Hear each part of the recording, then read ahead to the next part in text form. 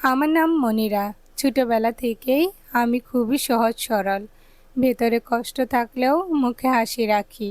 সবাইকে বিশ্বাস করতাম, ভাবতাম মানুষ কখনো কাউকে ঠকাতে পারে না। আমার মা বাবা ছিলেন গরিব, কিন্তু ভালো মানুষ।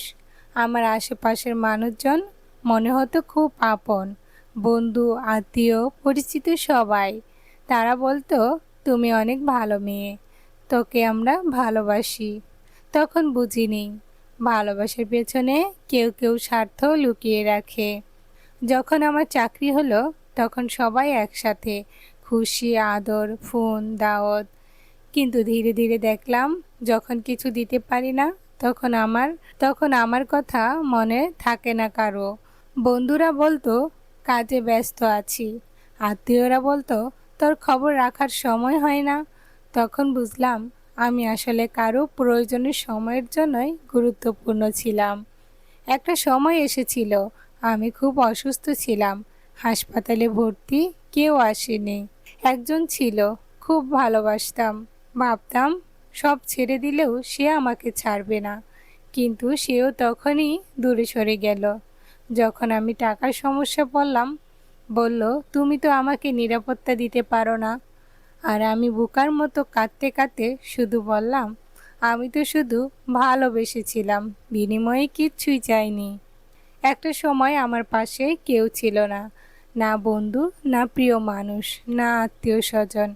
রুমে বসে কান্না করতাম, জানালার ধারে বসে ভাবতাম, আমি কি ভুল মানুষ ছিলাম? না, আমি ছিলাম শুধু বেশি সত্যিবাদী, বেশি বিশ্বাসী। আর তাই সবাই আমার সরলতার সুযোগ নিয়েছে। একদিন আয়নার সামনে দাঁড়িয়ে নিজেকে জিজ্ঞাসা করলাম, তুই কি এমনভাবে ভেঙে পড়বি? না, আমি আর কারো জন্য কান্না করব না। আমি এখন নিজেকে ভালোবাসবো। আমাকে কে ভালোবাসবে সেটার দরকার নেই। আমি নিজেই আমার পাশে থাকব। আমি বুঝেছি, সবাই ভালোবাসে, কিন্তু শুধু তখনই যখন তাদের কিছু দরকার হয়। আর যখন আপনি ভেঙে পড়েন, তখন সবাই নীরব। আজ আমি একা, কিন্তু এই একাকিত্ব আমি নিজেই শক্তি খুঁজে পেয়েছি।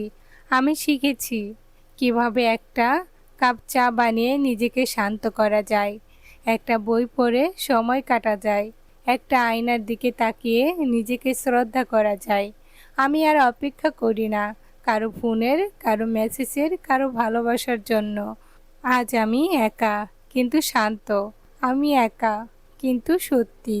সবাই হয়তো আপনাকে স্বার্থের জন্য ভালোবেসেছিল, কিন্তু আমি এখন নিজেকে ভালোবাসতে শিখেছি।